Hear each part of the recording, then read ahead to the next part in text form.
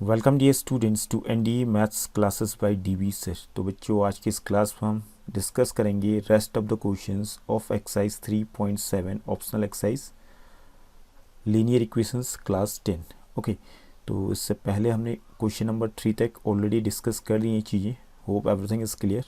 Now in today's class हम rest of the questions means question number 4 to question number 8 सारे के सारे questions discuss करेंगे आज की क्लास में। सो स्टार्ट करते हैं आज की class without wasting much time.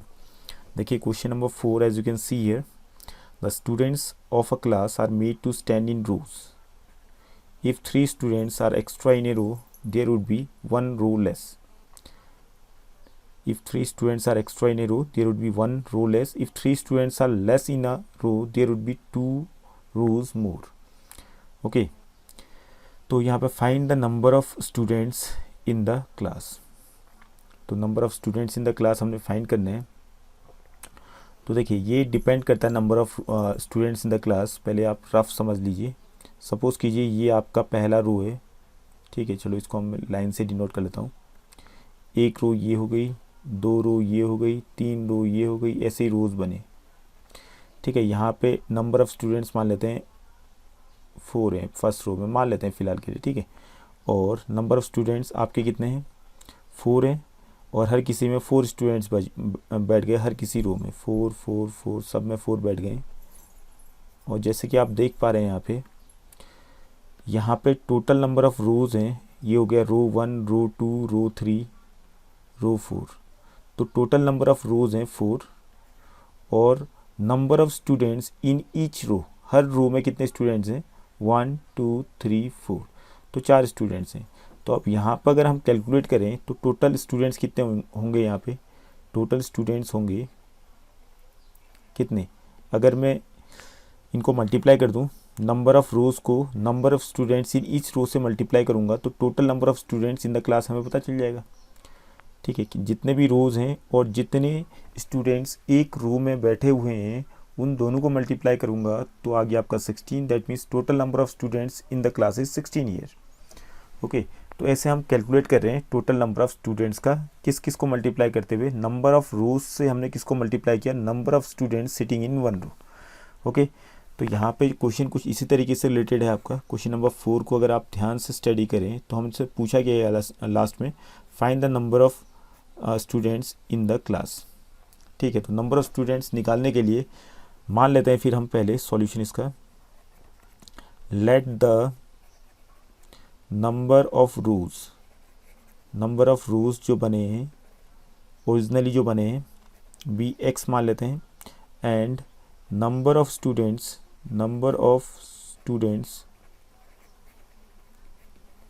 Sitting in 1 रो, एक रो पे कितने स्टूडेंट्स बैठे हुए हैं मान लेते हैं। मालूम नहीं है तो वाई मान लेते हैं इसको। ओके, तो total students in the class कितने हो जाएंगे? फिर आप यहाँ पे कैलकुलेट करेंगे तो total number of students in the class कितने हो जाएंगे? इन दोनों को मल्टीप्लाई करके जो रिजल्ट आएगा वही टोटल नंबर ऑफ स्टूडेंट्स होगा। तो टोटल नंबर ऑफ स्टूडेंट्स हो जाएगा x into y, that is equal to x y. Okay, अब केस 1 देखते हैं क्वेश्चन का। What is the case 1? तो पहला स्टेटमेंट वापस पढ़िए आप ध्यान से। The students of the class are made to stand if 3 students are extra in a row, means number of students बढ़ गए हैं। number of students in 1 row, ठीक है, in a row equal to कितने हो गए? 3 स्टूडेंट्स आर एक्स्ट्रा हो गए हैं। पहले कितने थे? Number of students sitting in a row लिख देंगे यहाँ पे, इन अ रो वाई माना था हमने। अब number of students sitting in a row हो गई ज़्यादा, एक्स्ट्रा हो गए, 3 ज़्यादा हो गए। दैट मीन्स पहले वाई थे तो अब हो जाएंगे आपके वाई से 3 ज़्यादा माने वाई प्लस 3। ओके, और ऐसा करने पे क्या हुआ? There would be 1 row less. ऐसा करने पे अब एक रो की मीन्स एक रो की आपको ज़रूरत नहीं पड़ी और पूरी क्लास उतने में एडजस्ट हो गई। ओके, तो नंबर ऑफ अब हो जाएगा नंबर ऑफ रोज कितने हो गए? फिर एक रो कम पड़ गया। दैट मीन्स पहले कितने रोज थे? नंबर ऑफ रोज थे पहले स्टार्टिंग में जो हमने माना था एक्स माना था, तो अब नंबर ऑफ रोज हो जाएंगे x minus 1, but total number of students तो वही रहेगा। तो टोटल नंबर ऑफ स्टूडेंट्स कितना रहेगा, जितना था उतना ही रहेगा। कितने थे टोटल नंबर ऑफ स्टूडेंट्स, हमने यहाँ पे लिखा था x into y x y, तो टोटल नंबर ऑफ स्टूडेंट्स हो गया एक्स वाई। ओके, अब बताइए अगर यहाँ भी हम कैलकुलेट करें जो हमारे number of students in one row इस वाले केस में है y+3 और नंबर ऑफ़ रोज़ हैं x-1, अगर इन दोनों को भी मल्टीप्लाई करूँगा तब भी मेरा क्या आ जाएगा, total number of students calculate होगा। तो that means total number of students को मैं यहाँ हटा करके इसकी जगह पे क्या लिख सकता हूँ, x-1 number of rows into number of students sitting in one row is y+3 is equal to total number of students that is xy। ये हो जाएगा। ओके, जब इन दोनों को आप सॉल्व करोगे, मल्टीप्लाई करोगे दोनों ब्रैकेट को, what you will get, xy plus 3x minus y minus 3 is equal to xy। Okay, xy को इस तरफ भेजिए, xy माइनस xy 0 हो गया, तो ले देखिए आपके पास बचेगा 3x माइनस वाई, इस 3 को उस तरफ भेज लो इक्वल टू 3। ये बन गया आपका इक्वेशन फर्स्ट। ओके, अब केस 2 की बात करें, केस सेकेंड की बात करें, तो केस सेकेंड यहाँ डिस्कस कर लेते हैं। केस सेकेंड, ठीक। अब अगला स्टेटमेंट पढ़िए क्वेश्चन का, if 3 students are less in a row there would be 2 rows more. तो इसको मैं शॉर्ट में लिख रहा हूँ। अब नंबर ऑफ स्टूडेंट्स, चलो पूरा लिख देते, number of students in one row. आप क्या कह रहे हैं यहाँ, if there would be if 3 students are less in a row, means एक रो में अगर 3 स्टूडेंट्स कम हो गए, तो पहले कितने थे, एक स्टार्टिंग में number of students sitting in one row था आपका y, अब कितने हो गए, 3 स्टूडेंट्स कम पड़ गए, एक रो पे कम हो चुके हैं, तो y-3 हो गया। ओके, और उसके बाद नंबर ऑफ रोज़ कितने हो जा रहे हैं, फिर ऐसा करने पर number of rows will be equal to, if 3 students are less in a row there would be 2 rows more, means 2 row ज़्यादा बनानी पड़ रही हैं। दैट मीन्स पहले नंबर ऑफ़ रोज़ कितने थे, x थे स्टार्टिंग में जो हमने माना था, अब नंबर ऑफ़ रोज़ ज़्यादा लग रहे हैं, दैट मीन्स 2 रोज़ ज़्यादा लग रहे हैं, x प्लस 2 रोज़ की आवश्यकता पड़ गई। But total number of students तो वही रहेगा जो था, टोटल नंबर ऑफ़ स्टूडेंट्स क्या थे, xy। तो that means total number of students is equal to xy रहेगा। और टोटल नंबर ऑफ़ स्टूडेंट्स फिर से आप यहाँ से कैलकुलेट करेंगे, मीन्स नंबर ऑफ़ रोज़ को number of students in one row से मल्टीप्लाई करेंगे, तो यहाँ से भी आपका ये रिजल्ट आएगा, total number of students which will be equal to xy। तो यहाँ पर हम लिख देते हैं टोटल नंबर ऑफ़ स्टूडेंट्स की जगह पे यहाँ से कैलकुलेट करेंगे, तो नंबर ऑफ़ रोज़ यहाँ पे हैं x+2 और number of students in one row है y-3। अब इन दोनों को मल्टीप्लाई करके भी किसके बराबर आ जाएगा, xy के बराबर ही आएगा। ओके, अब दो ब्रैकेट को मल्टीप्लाई कीजिए, what you are getting, xy minus 3x plus 2y minus 6 equal to xy को उस तरफ भेजिए, तो ये बन जाए xy माइनस xy 0 हो गया, बचा क्या, minus 3x plus 2y equal to 6। Okay, ये बन गया आपका equation, minus 3x plus 2y equal to 6, ये बन गया इक्वेशन सेकेंड और इक्वेशन फर्स्ट को सॉल्व कीजिए, सिंपली ऐड कर दीजिए, क्योंकि यहाँ तो ऑलरेडी 3x और 3x दोनों इक्वल हैं, x के कोफिशिएंट्स इक्वल हैं, तो 1 प्लस 2 किया हमने इक्वेशन 1 प्लस इक्वेशन 2, 3x से 3x कैंसिल हो गया, 2y माइनस y क्या हो जाएगा y, और 6 प्लस 3 हो जाएगा 9, तो y की वैल्यू आ गई 9, और y की वैल्यू इक्वेशन 1 में रखेंगे तो आ जाएगा क्या, 3x माइनस 9 इक्वल टू 3, 9 को उस तरफ भेजिए, 12 आ गया, 3x इक्वल टू आ गया आपका 3 प्लस 9 12, तो x की वैल्यू यहाँ से आ गई आपके पास 4, तो यहाँ पे x की वैल्यू 4 आ चुकी है। तो यहाँ आपने जो माना था, so thus the number of rows, the required number of rows are कितना, 4, and the number of students sitting in one row is 9, और उसके बाद टोटल नंबर ऑफ स्टूडेंट्स हो जाएगा आपका 9 into 4 that is equal to 36। तो total students in the class कितने हो जाएंगे, टोटल स्टूडेंट्स, ये हमने लास्ट में फाइंड करना है, total students equal to 9 into 4 equal to 36। Okay, equal to 36, ये हो गया आपका पहला फोर्थ क्वेश्चन का solution. Hope this is clear. Come to the next question, that is question number 5।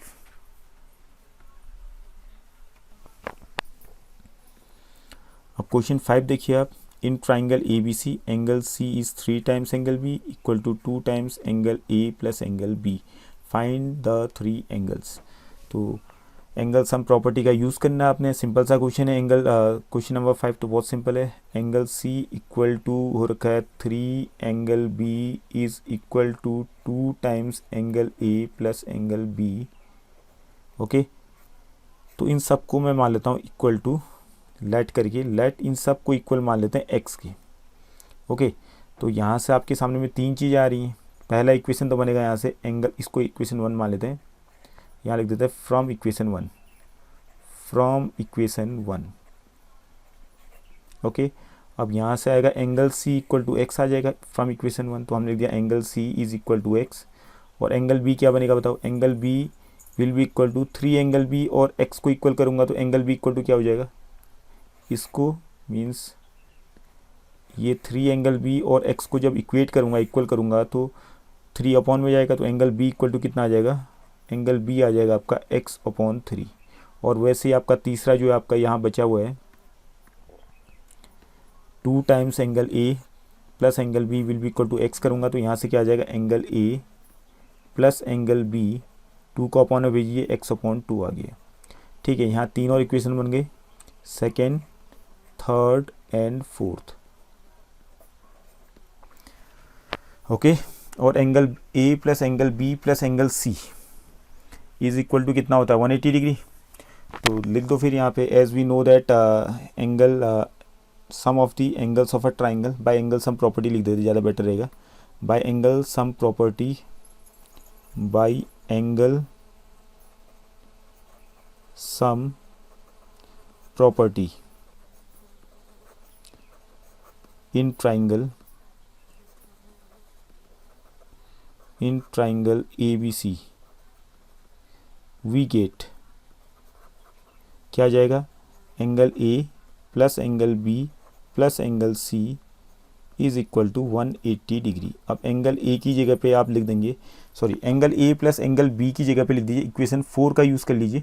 Equation 4 में angle A plus angle B आपको दिख रहा होगा यहाँ, एंगल ए और angle A plus angle B को हटा दीजिए यहाँ से, इसकी जगह पे लिख देते हैं इन दोनों को x प्लस 2 के बराबर लिख देते हैं। और एंगल सी तो इक्वेशन 1 से आ जाएगा, यहाँ एंगल सी की वैल्यू इक्वेशन 2 से, इक्वेशन 2 में देखिए आप angle C equal to x हमने लिखा था, तो एंगल सी की जगह पे x आ गया इक्वल टू 180 डिग्री। तो यहाँ रीजन लिख देंगे आप फ्रॉम इक्वेशन सेकेंड एंड कौन सा इक्वेशन का यूज़ किया हमने, फोर्थ का। ओके, ये आ गया। अब इसको फर्दर सॉल्व कीजिए। अब फर्दर सॉल्व करें तो सिंपली एलसीएम वगैरह लीजिए, इसमें एलसीएम लेगी कितना हो जाएगा, एक्स अपॉन 2 प्लस एक्स कितना हो जाएगा 3x upon 2 is equal to 180 degree. इसको फर्दर सॉल्व करेंगे तो x इक्वल टू आ जाएगा आपका 180 डिग्री इंटू 2 अपॉन 3, तो 3 से कैंसिल हो गया 60, तो x की वैल्यू आ गई आपका 62 या 120 डिग्री। अब angle so therefore angle C निकल जाएगा, एंगल सी आपका 120 डिग्री हो गया डायरेक्टली फ्रॉम इक्वेशन 2। ओके, और एंगल बी हो जाएगा, angle B will be equal to x upon 3 that means 120 degree upon 3 from equation third देखिए, तो 3 4 या 12 40 डिग्री, ये एंगल बी आ गया। ओके, और फोर्थ इक्वेशन का यूज़ कीजिए, angle A plus angle B is equal to कितना है, x अपॉन 2 है, 120 अपॉन 2 हो गया, तो ये आ गया। एंगल बी की वैल्यू तो हमने निकाली दी है, इसको यहाँ पुटअप कीजिए, तो angle A plus angle B की जगह पर 40 डिग्री आ गया, एंड इसको काटिए आप 2 से 60 टाइम्स करिए 60 डिग्री, तो एंगल ए की वैल्यू आ गई आपकी कितनी 60 माइनस 40 दैट इज़ 20 डिग्री। तो सारे एंगल्स निकल चुके हैं, एंगल ए भी निकल गया है, एंगल बी भी निकल गया है, एंगल सी भी। तो एंगल ए कितना है 20 डिग्री, एंगल बी कितना आया था, एंगल बी आया था 40 डिग्री, और एंगल सी आया था 120। इन तीनों को जोड़िए 180 डिग्री आ रहा है नहीं आ रहा है चेक कर लीजिए, तो 120 प्लस 40 160, 160 प्लस 20 180 डिग्री। तो एंगल्स ऑफ अ ट्राइंगल आपके निकल चुके हैं। Okay, hope this is clear. अब देखिए question number 6। Question number 6, draw the graphs of the equations 5x minus y equal to 5, 3x minus y equal to 3। ये तो simple सा क्वेश्चन है, ग्राफिकल मेथड से आपने इसको रिप्रेजेंट करना है। Determine the coordinates of the vertices of the triangle formed by these line and the y axis. ठीक है। तो पहले तो आपने ये दोनों लाइन प्लॉट करनी है वहाँ पे, उसके बाद देखिए वाई एक्सिस, तीसरी लाइन आपकी वाई एक्सिस हो जाएगी। मीन्स 3 लाइन, एक तो ये वाली line 5x minus y equal to 5 वाली लाइन जो प्लॉट करेंगे आप, और उसके बाद 3x minus y equal to 3 वाली जो लाइन प्लॉट करेंगे, एक ही उसमें कार्टेशियन प्लेन में बनाएंगे आप, ठीक है। और उसके बाद तीसरी लाइन होगी आपकी वाई एक्सिस, और इन तीनों लाइनों से जो ट्राइंगल बनेगा उनके पॉइंट ऑफ इंटरसेक्शन आपने निकालने में, उनको देखते हुए आप बता देंगे आप ग्राफ पेपर में, तो आपको वैसे ही पता चल जाएगा कि पॉइंट्स इनके वर्टिसेस क्या क्या हैं, वो आपने लिखने हैं।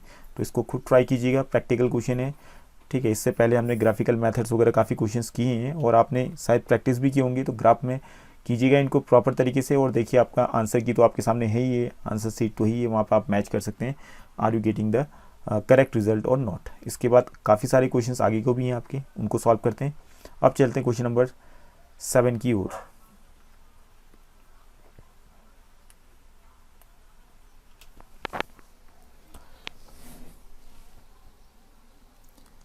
अब देखिए आप क्वेश्चन नंबर 7।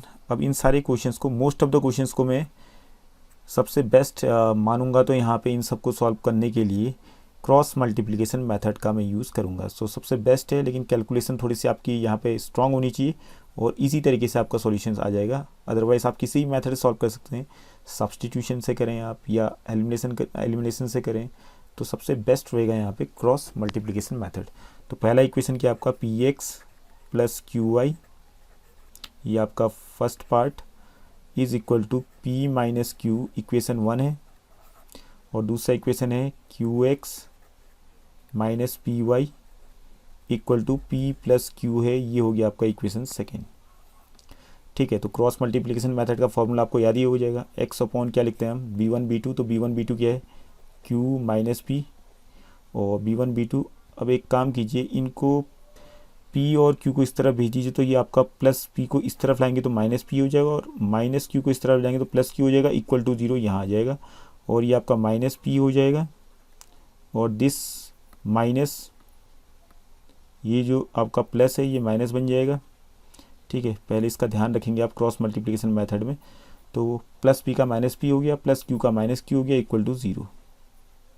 ठीक है, तो हमने लिख दिया x upon b1 b2 c1 c2, तो c1 c2 क्या है माइनस p प्लस q, और यह है minus p minus q is equal to y upon इसी को लिख दो आप, तो y अपॉन में क्या आ जाएगा minus p plus q upon minus p minus q, ये दोबारा रिपीट कर दिया हमने। उसके बाद y वाले टर्म को आपने ढकना है, तो बचा क्या p और q बच गया यहाँ पे p q, जैसे कि हमने क्रॉस मल्टीप्लिकेशन मेथड में डिस्कस किया था। Hope you must have practice a lot of questions by this method. अब खाली वैल्यूज रखनी है आपने, उसके बाद क्रॉस मल्टीप्लाई करना है। और 1 अपॉन क्या आ जाएगा, 1 अपॉन पी क्यू ये आ गया, और कहाँ पे शुरू की जो वैल्यूज आए थे q माइनस पी। ओके, अब यहाँ पे आप कीजिए क्रॉस मल्टीप्लिकेशन मेथड का यूज़। x अपॉन पहले यहाँ मल्टीप्लाई करेंगे तो क्या आ जाएगा माइनस पी क्यू, और फिर q into Q minus q square हो जाएगा।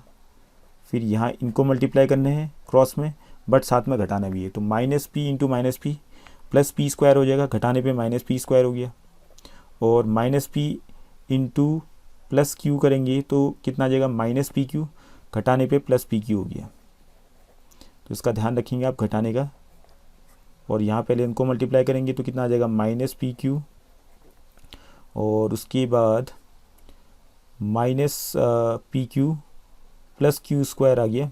ठीक है, क्यू से आपने मल्टीप्लाई किया दोनों को, फिर घटाना है और इनको मल्टीप्लाई करना है, तो p इंटू माइनस पी कितना हो जाएगा, p into minus p square, तो घटाने पे प्लस पी स्क्वायर हो जाएगा ये, and p into minus Q that is minus p Q बनेगा, घटाने पे प्लस पी क्यू बन गया, इक्वल टू क्या गया 1 अपॉन, यहाँ क्रॉस कीजिए तो minus P into minus p square, and minus आएगा बीच में, और q इंटू क्यू स्क्वायर हो गया। Okay, now you can see here minus p q से प्लस पी क्यू कैंसिल हो गया, what you are left with x upon, इनको आगे पीछे लिख दो, पी स्क्वायर को पहले लिख देते हैं, minus p square minus q square is equal to y upon, यहाँ भी आपका कैंसिल हो रहा है, पी क्यू से पी क्यू कैंसिल हो गया, यहाँ बचा आपका p square plus q square बच गया, एंड लास्ट में आप माइनस जो है ऐसे ही लिख दीजिए, या माइनस कॉमन लीजिए, ज़्यादा बेटर रहेगा, P square plus q square. तो यहाँ स्टार्टिंग वाले भी माइनस कॉमन लीजिए आप, मीन्स एक्स के अपॉन में जो था यहाँ भी आप माइनस कॉमन लीजिए तो बेटर रहेगा, एक स्टेप आपका बच जाएगा। तो माइनस कॉमन लेंगे तो यहाँ ये प्लस हो जाएगा।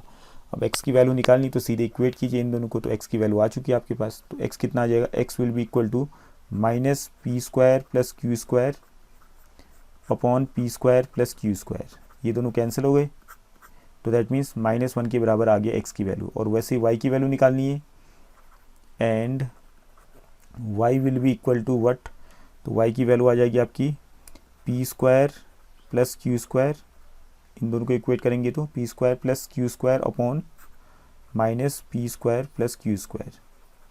ओके, तो ये आपका, सॉरी इससे पहले इसका माइनस भी था, एक्स वाली वैल्यूज़ में हमारा माइनस भूल गए थे हम यहाँ पे, ठीक है। एक्स वाले को जो हमने लिखा था, एक्स के अपॉन में जो आपका डिनोमिनेटर था ये माइनस के साथ, तो ये माइनस माइनस कैंसिल होगा, तो यहाँ +1 आएगा एक्स की वैल्यू, और वाई की वैल्यू आएगी आपकी -1।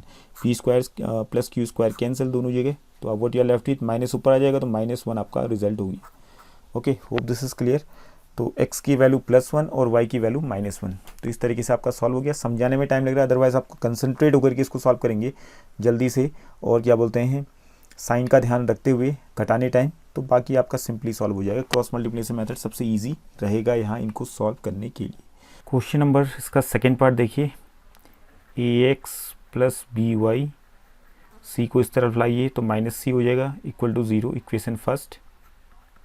ओके, इक्वेशन सेकेंड है bx plus A Y -1 - c equal to 0। हालांकि आप एलिमिनेशन मेथड का भी ट्राई कर सकते हैं, वो भी ठीक ही रहेगा, ऐसा भी नहीं रहता है कि आपको सॉल्यूशंस किसी मेथड से करो जो आपको कंफर्टेबल लगता है। वैसे अगर कैलकुलेशन आपकी बहुत फास्ट है, कंसंट्रेट होकर के आप चीज़ें करते हैं, तो क्रॉस मल्टीप्लिकेशन मेथड सबसे ईजी माना जाता है, ठीक है। तो यहाँ पे लिखा हमने x upon b a -c -1 - c equal to y upon -c -1 - c, फिर आ जाएगा आपका ए बी, और उसके बाद 1 अपॉन आ जाएगा ए बी, और साथ में आ जाएगा बी ए। अब यहाँ क्रॉस मल्टीप्लाई करेंगे आप तो व्हाट यू विल गेट, यहाँ पहले इसको मल्टीप्लाई करना है तो x अपॉन -b -c हो सॉरी -bc हो जाएगा, और उसके बाद a से यहाँ क्रॉस करेंगे तो -ac आएगा, तो सब्ट्रैक्ट करने पर +ac हो जाएगा, इसका ध्यान रखना आपने बस, ठीक है। y अपॉन यहाँ पे c -c × b -bc हो गया, और यहाँ a से मल्टीप्लाई करना है, लेकिन साथ में घटाना भी है तो उसका ध्यान रखेंगे, तो घटाने पे दोनों प्लस हो जाएंगे, तो +a + ac हो गया, ठीक है, equal to 1 upon a × a square minus b × b b square.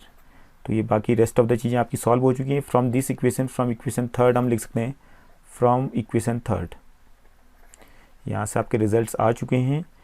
Means केवल आपने x वाले टर्म को और लास्ट में कांस्टेंट को इक्वल करना है, उसके बाद y वाले टर्म को और कांस्टेंट को इक्वल करेंगे तो बाकी आपकी चीज़ें आ जाएंगी। तो x की वैल्यू कितनी आ जाएगी, x का जो डिनोमिनेटर है वहाँ मल्टीप्लाई में चले जाएगा तो ऊपर आ जाएगा, दैट मीन्स क्या बन जाएगा आपका, इनको थोड़ा अरेंज करके लिखते हैं, a c means -b -bc plus a c को सबसे आगे लिख दिया, फिर -bc लिख दिया, उसके बाद -b लिख दिया, अपॉन में आपका a स्क्वायर -b स्क्वायर ही रहेगा।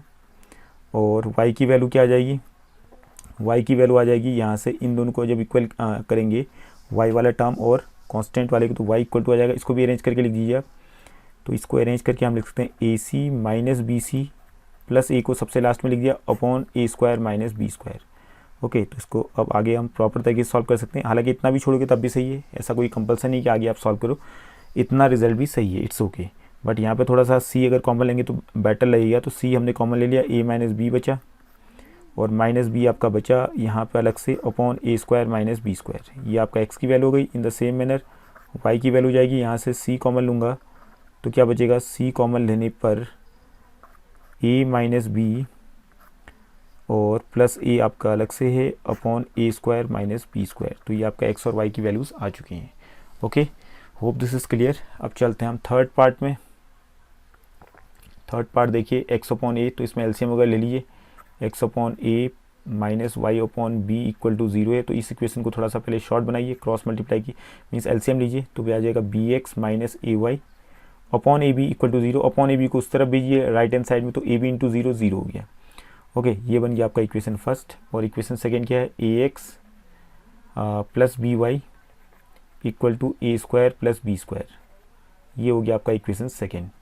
ठीक है, आप सीधे क्रॉस मल्टीप्लाई मेथड का यूज़ करेंगे तो what you will get x upon b1 b2, ये आपका आ जाएगा माइनस ए बी, और c1 आपका तो हो गया 0, c2 हो जाएगा इसको इस तरफ लाइए, minus a square minus b square हो जाएगा आपका, ये minus b square equal to 0, तो c हो जाएगा आपका minus a square minus b square. Okay, तो ये शुरू में कर दीजिएगा, minus a square minus b square लिख दिया हमने, equal to y upon 0 minus a square minus b square, फिर क्या आएगा आपका c1 c2 a1 a2, तो आपका a1 a2 क्या था, बी ए था यहाँ पे, और उसके बाद 1 अपॉन बी ए के फिर दोबारा लिखा, उसके बाद आपका आ जाएगा b1 b2 minus A B. तो जिस बच्चे को क्रॉस मल्टीप्लिकेशन मेथड नहीं आता है तो उसके लिए सेपरेट सी वीडियो बना रखी है मैंने, जिसमें मैंने केवल क्रॉस मल्टीप्लिकेशन मेथड ही डिस्कस किया है, तो उसको देख लीजिएगा आप, then you will come to know about cross multiplication method. Okay, तो ये बेटर तरीके से आपको समझ में आएगा। तो यहाँ क्रॉस कीजिए, एक बार क्रॉस करेंगे तो what you will get x upon minus a into minus a square, तो minus minus plus a cube, और यहाँ मल्टीप्लाई करने में थोड़ा ध्यान रखना आपने, minus a into minus b square, तो minus minus plus a b square हो गया, और साथ में आपका 0 इंटू बी 0 हो जाए तो माइनस जीरो यहाँ लिखूँगा तो बात तो एक ही हुई। अगर आप 0 प्लस 0 लिखो माइनस 0 लिखो, इसको क्या फ़र्क पड़ेगा, इतना ही रहेगा, तो लिखने की जरूरत है नहीं। y अपॉन यहाँ पे 0 इंटू ए, 0 बन गया तो 0 क्या लिखें, हो गया।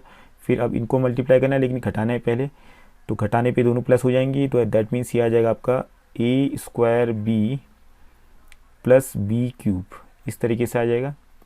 और यहाँ 1 upon b square minus minus plus a square, तो यहाँ से इक्वेशन थर्ड बन गया। इक्वेशन थर्ड का आप यूज़ कीजिए तो सिंपली आपका जो भी रिज़ल्ट है वो आ जाएगा। तो फ्रॉम इक्वेशन 3, फ्रॉम 3 लिख देते हैं यहाँ, तो x की वैल्यू क्या आ जाएगी बताइए आप, सीधे उधर भेजिए, तो यहाँ से a कॉमन लीजिए, ए स्क्वायर प्लस बी स्क्वायर बच गया यहाँ पे, ठीक है। ये x का जो डिनोमीटर है इसमें से a कॉमन ले रहा हूँ मैं, तो क्या बच जाएगा ए स्क्वायर प्लस बी स्क्वायर, और अपॉन में यहाँ पर आ जाएगा B square plus a square, जिसको हम लिख सकते हैं ए स्क्वायर प्लस बी स्क्वायर, बात तो एक ही है। और y की वैल्यू क्या आ जाएगी, यहाँ y का जो डिनोमीटर है इसमें से क्या कॉमन ले लेंगे हम, b कॉमन आ रहा है तो b कॉमन ले लीजिए, तो b कॉमन लेंगे तो what you are left with a square plus b square, यहाँ ही बच गया। और अपॉन में क्या आएगा, जो कांस्टेंट आपका डिनोमीटर है ए स्क्वायर प्लस बी स्क्वायर, तो यहाँ ये कैंसिल हो जा रहे हैं, यहाँ भी ये कैंसिल हो जा रहे हैं, तो what you are left with x equal to आ गया a, और y की वैल्यू कितनी आ जाएगी, b के बराबर। बस ये आपका रिजल्ट हो चुका है। तो देख रहे होंगे आप कितनी आसान तरीके से क्रॉस मल्टीप्लिकेशन मेथड का यूज़ करते हुए चीज़ें सिंपल वे में सॉल्व हो जा रही हैं। ओके, तो सारे पार्ट सॉल्व कर रहे हैं हम। देखिए आप अगला पार्ट भी सॉल्व कर लेते हैं, फोर्थ वाला देखिए। तो इसको पहले प्रॉपर तरीके से लिख देते हैं, a minus b x plus a plus b y equal to वो है आपका। तो इसको एक काम कीजिए, इनको सबको इस तरफ लाइए, माइनस ए स्क्वायर, इसको खैर क्रॉस मल्टीप्लिकेशन मेथड से करेंगे थोड़ा सा लेंदी हो सकता है, कैलकुलेशन प्रॉब्लम हो सकती है, तो उसको हम एलिमिनेशन मेथड से ही सॉल्व करते हैं, वो बेटर रहेगा। इसको ऐसे ही रहने दें फिर, a square minus 2ab minus b square, ये इक्वेशन 1 हो गया आपका। ओके, और यहाँ पे जो इक्वेशन 2 है इसमें ध्यान से आप मल्टीप्लाई करेंगे, आप a प्लस बी को डिस्टर्ब नहीं करेंगे, इसको सीधे x के साथ मल्टीप्लाई कीजिए और a प्लस बी को ब्रैकेट में ही रहने दीजिए। तो ये क्या बनेगा, जब मैं मल्टीप्लाई करूँ तो a प्लस बी ब्रैकेट में ही है, a प्लस बी से पहले हमने किसको मल्टीप्लाई किया, x को, फिर बीच में साइन का आएगा प्लस का, उसके बाद फिर a प्लस बी से आप y को मल्टीप्लाई करेंगे, तो इसको ब्रैकेट में रहने दीजिए, तोड़ने की जरूरत नहीं ब्रैकेट को, a प्लस बी को वैसे ही रखा इंटू वाई, तो a प्लस बी से x भी मल्टीप्लाई कर दिया, a प्लस बी से y भी मल्टीप्लाई कर दिया। ओके, इक्वल टू क्या बचा, a square plus b square, ये आ गया आपकी इक्वेशन सेकेंड। अब देखिए इन दोनों इक्वेशन को सॉल्व करना तो ईजी है, ठीक है। अगर आप देखें यहाँ पे तो इन दोनों को तो सीधे के सीधे कुछ करने की जरूरत ही नहीं है, ऑलरेडी बने हुए हैं। y का जो कोफिशिएंट है देखिए दोनों में इक्वल है, a प्लस बी यहाँ भी है, a प्लस बी यहाँ भी है, तो इनको तो घटा देते हैं, तो एलिमिनेशन मेथड सबसे बेस्ट रहेगा इनको सॉल्व करने के लिए। तो यहाँ माइनस किया, ये माइनस का साइन आ जाएगा, यहाँ भी माइनस का साइन आ जाएगा, यहाँ माइनस और यहाँ भी माइनस, तो ये आपका पहला तो सॉरी ये कटेगा नहीं, दूसरे टर्म्स आपके y वाले कट जाएंगे, तो what you are left with a minus b, ये बच्चा ऊपर में, और नीचे में माइनस को अंदर भेजिए, और माइनस अंदर भेजूंगा तो माइनस प्लस माइनस ए हो जाएगा, और माइनस प्लस माइनस बी हो जाएगा, और x आपका कॉमन आ गया, ठीक है। और इस तरफ a स्क्वायर से a स्क्वायर कैंसिल हो गया, b स्क्वायर से सॉरी b स्क्वायर कैंसिल नहीं हो रहा है, माइनस बी स्क्वायर है, दैट मीन्स माइनस 2ab बचा, और माइनस बी स्क्वायर क्या हो जाएगा, माइनस 2b²। तो यहाँ कुछ कैंसिल हो रहा है, देख लीजिए आप, -a से +a कैंसिल हो गया, तो what you are left in -2bx equal to, यहाँ कुछ कॉमन आ रहा है आपका, तो यहाँ आपका कॉमन आएगा क्या, -2bx इक्वल टू -2 कॉमन आ रहा है और साथ में b कॉमन आ जा रहा है, दैट मीन्स a और साथ में क्या बचिएगा, +b बच गया आपका। ओके, तो x इक्वल टू आपका आ ही गया, फिर -2b को अपॉन में ले जाइए, तो -2b से -2b कैंसिल हो जाएगा, तो what you are left with a + b, x की वैल्यू a + b हो गई, और x की वैल्यू को इक्वेशन x की वैल्यू को इक्वेशन फर्स्ट में रखें या सेकेंड में रखें, ये आप डिसाइड कर लीजिए।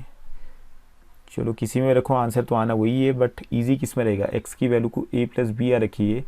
तो एक काम करते हैं, इसको इक्वेशन फर्स्ट में रख देते हैं, ठीक है। तो इक्वेशन फर्स्ट में आपके a - b into a + b ये लिख दिया x की जगह पे, और प्लस a + b y आपका ऑलरेडी था, इक्वल टू बचा a² - 2ab - b²। ओके, तो यहाँ से आपका आ जाएगा, इन दो ब्रैकेट को मल्टीप्लाई करिए, क्या आ रहा है, a - b into a + b क्या बन जाएगा, a² - b² plus a + b times y equal to a² - 2ab - b²। तो a² से a² कैंसिल होगा, जब इस तरफ आएगा तो -a² बनेगा, तो 0 बन जाएगा। वैसे -b² जब इस तरफ आएगा तो +b² होगा, तो दोनों कैंसिल हो जाएंगे, तो पहले ही कैंसिल कर देते हैं। ओके, तो क्या बचा, ले देखिए आपके पास a + b times y is equal to -2ab बच गया, और जो y की वैल्यू आ जाएगी वो कितनी आ जाएगी, -2ab upon a + b, therefore. Okay, इस तरीके से आपने इसका सॉल्यूशन निकालना था।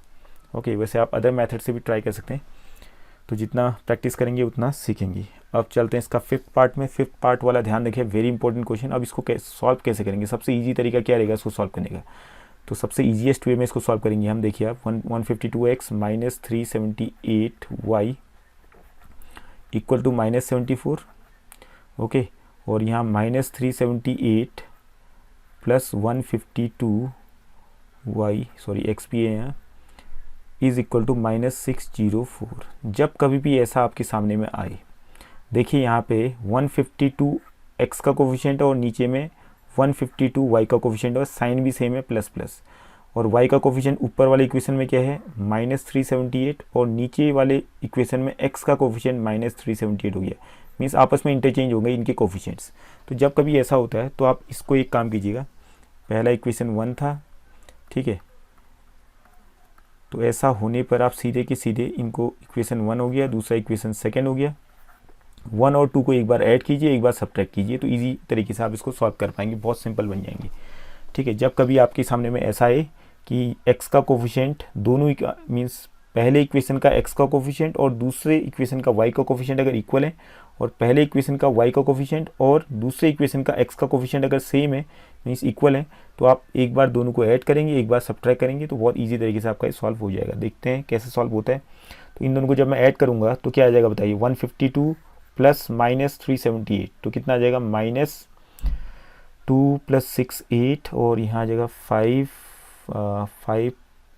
6 7 और 1 2 226 आ गया x, और फिर इन दोनों को ऐड करूँगा तो माइनस प्लस माइनस हो गया आपका, तो माइनस का ही साइन आएगा, यहाँ भी आपका 226 ही आ रहा है y, इक्वल टू इन दोनों को जब माइनस माइनस प्लस हो गया तो ऐड कीजिए, कितना आ गया, -678 बन गया, ठीक है। अब -226 से सबको काट दीजिए, सबके सब डिविजिबल हैं, सबके सब डिविजिबल है -226, तो जब इसको मैं -226 से डिवाइड करूँगा इसको, तो ये आपका x बन जाएगा, और यहाँ प्लस y बन जाएगा, -226 से जब इसको डिवाइड करूँगा तो प्लस y बन जाएगा, और ये लास्ट वाला जो है -678 को जब -226 से डिवाइड करूँगा तो माइनस माइनस तो वैसे ही कैंसिल हो गया, और +3 आपका ये आ जाएगा। Okay, hope this is clear. तो ये आपका आ गया। इस तरीके से आपने देखा कि x + y = 3, ये आपका इक्वेशन थर्ड बन गया। इन द सेम मैनर अगर हम इन दोनों इक्वेशन को फिर सब्ट्रैक्ट करेंगे, 1 और 2 को सब्ट्रैक्ट कीजिए, तो सब्ट्रैक्ट करने पे क्या होगा, 152x - 378x जो है +378x बन जाएगा, माइनस माइनस प्लस हो जाएगा, तो कितना आ जाएगा, तो 152 प्लस 378 कितना हो गया 34, ये आपका आ गया 7 8 9 10 कैरी 1 और 7 प्लस 5 12 13, 530 आपका आ गया ये 530 x। और इन दोनों को जब मैं घटाऊंगा मीन्स -378 और नीचे प्लस का माइनस हो जाएगा, तो माइनस माइनस प्लस हो जाएगा, साइन तो माइनस का ही आएगा। -378 -152 कितना हो जाएगा, तो यहाँ भी आपका 530 आ जाएगा सेम 530x। आप बिना जोड़े आप सीधे लिख सकते हैं, सेम ही आएगा रिजल्ट ऐसे केस में। ओके, जब इस तरह के क्वेश्चन आपके सामने में आएंगे और इनको घटाएंगे तो क्या आएगा -74 माइनस माइनस प्लस 604 हो गया, तो 604 से 74 को आप घटाइए, फिर कितना आ रहा है 03 530 आ रहा है। ओके, तो यहाँ से 530 से सबको डिवाइड कर दीजिए, तो यहाँ क्या बनेगा इक्वेशन शॉर्ट हो जाएगा x माइनस सॉरी यहाँ y था आपका x minus y is equal to 1 आ गया। ओके, ये बन गया आपका equation 4th। Equation 3 and 4th को आप सॉल्व करना बहुत इजी हो गया। यहाँ से x और y की वैल्यू तो आप वैसे ही दिमाग में कैलकुलेट कर सकते हैं। तो 3rd एंड 4th को अगर मैं ऐड करूँगा तो y से y कैंसिल हो जाएगा, तो x प्लस एक्स 2x हो गया और 3 प्लस 1 4 हो गया, x की वैल्यू आ गई 2 और x की वैल्यू इक्वेशन 3 में पुटअप कीजिए तो y की वैल्यू कितनी आ जाएगी 3 माइनस 2 दैट इज़ 1, तो y की वैल्यू 1 आ गई, x की वैल्यू 2 आ गई। Okay, hope this is clear. Now last question रह गया इस एक्सरसाइज का, दैट इज़ क्वेश्चन नंबर 8। तो सारे क्वेश्चंस डिस्कस कर लिए हमने almost. Now come to question number 8। अब देखिए आप question number 8, ABCD is a cyclic quadrilateral, find the angles of the cyclic quadrilateral। तो आपको मालूम ही होना चाहिए कि साइक्लिक क्वाड्रिलेटरल क्या होता है। एक ऐसा क्वाड्रिलेटरल जिनके वर्टिसेस सारे के सारे सर्कल्स में हों। जैसे यहाँ पे ABCD आपका एक क्वाड्रिलेटरल है, इनके वर्टेक्स A आपका सर्कल पे है, वर्टेक्स B भी आपका सर्कल पे है, C भी सर्कल पे है और D भी सर्कल पे है, तो ये आपका साइक्लिक क्वाड्रिलेटरल हो गया। तो जैसे कि हमें मालूम है साइक्लिक क्वाड्रिलेटरल की प्रॉपर्टी कि sum of the opposite angles of a cyclic quadrilateral is always 180 degree. That means यहाँ आपका बन जाएगा opposite angles means angle A का opposite एंगल क्या है यहाँ पे एंगल C, तो angle A plus angle C will be equal to 180 degree by the property of cyclic quadrilateral. यहाँ आप लिख देंगे as we know that the sum of the opposite angles of a cyclic quadrilateral is 180 degree, so therefore angle A plus angle C equal to 180 degree। Angle A क्या था आपका, angle A था 4y plus 20 plus सी, angle सी कितना था -4x, तो यहाँ पर आप -4x लिख दीजिए, is equal to 180 degree. Okay, अब यहाँ से आपका आ जाएगा 4y minus 4x equal to 20 को इस तरफ भेजिए, तो आपका 180 माइनस 20 160 डिग्री हो गया। और फर्दर इसको सिंप्लीफाई करेंगे तो 4 से सबको डिवाइड कर लीजिए, तो 4 से सबको डिवाइड करेंगे तो क्या बचेगा y minus x is equal to 4 4 जा 16 40 डिग्री। इक्वेशन 1 ये बन गया। वैसे इक्वेशन 2 बनाइए आप, angle B plus angle D is equal to 180 degree. Angle B कितना आपके पास, एंगल B है 3y minus 5 plus angle D है आपके पास -7x प्लस 5 और इन दोनों का सम आ गया 180 डिग्री। ओके, यहाँ से आपका सॉल्व करके क्या आएगा 3y और -5 प्लस 5 तो ये कैंसिल हो गए। ओके, तो बचा क्या -7x equal to 180 degree. Okay, ये इक्वेशन सेकंड हो गया। अब इक्वेशन 1 और इक्वेशन सेकंड को आपने सॉल्व करना है, तो यहाँ पे x के कोफिशिएंट को 7 से मल्टीप्लाई कीजिए, मीन्स इक्वेशन 1 को 7 से मल्टीप्लाई करते थे, ज़्यादा बेटर रहेगा, तो 7 से मल्टीप्लाई कीजिए तो क्या आ जाएगा equation 1 7y minus 7x is equal to 7 4 जा 28 280 डिग्री। ओके, ये तो इक्वेशन 1 बन गया। इक्वेशन 2 को वैसे ही लिखो 3y minus 7x equal to 180 degree. Okay, अब इनको आपने क्या करना है सब्ट्रैक्ट करना है, तो माइनस प्लस ये आ गया आपका माइनस 7x से 7x cancel, 7 minus 3 4y is equal to कितना आ रहा है 280 डिग्री माइनस 180 डिग्री, तो कितना आ जाएगा 100। ये आ गया आपका 100।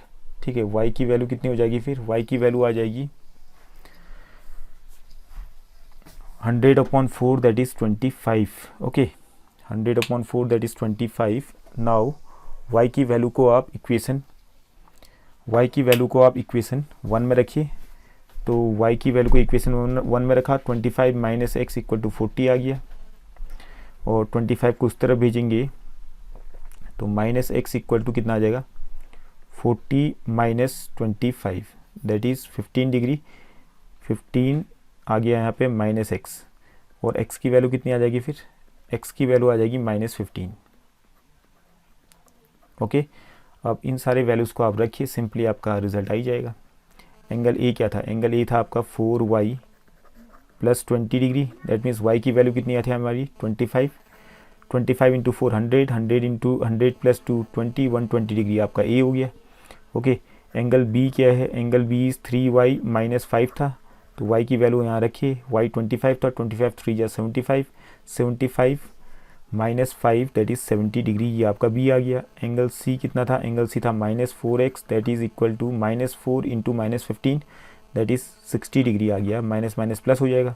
और एंगल डी क्या है, angle D is -7x plus 5, तो दैट मीन्स x की वैल्यू -15 थी, तो -7 इंटू -15, तो 15 7 या 105 आ गया आपका, माइनस माइनस प्लस हो गया, 105 प्लस 5 तो 110 डिग्री आपका रिजल्ट हो गया। अब देखिए इन सब कुछ चेक कीजिए ऐड करके, क्या 360 डिग्री आ रहा है या नहीं आ रहा है, क्योंकि क्वाड्रिलेटरल के सभी एंगल्स का सम 360 डिग्री होता है। तो 120 plus 70 120 plus 70 190, 190 plus 60 250, 250 plus 110 360 degree. तो ये वेरीफाई भी हो चुका आपका। In this way you have to solve all this problems. तो hope you must have understood the things clearly, और ज़्यादा प्रैक्टिस करेंगे तभी ज़्यादा और क्लियर होंगी, और टफ लेवल की क्वेश्चंस और ज़्यादा कीजिए, देन जो है आपका जो सॉल्व करने की स्किल्स होगी वो डेवलप होंगी। Okay, so thank you for today's class.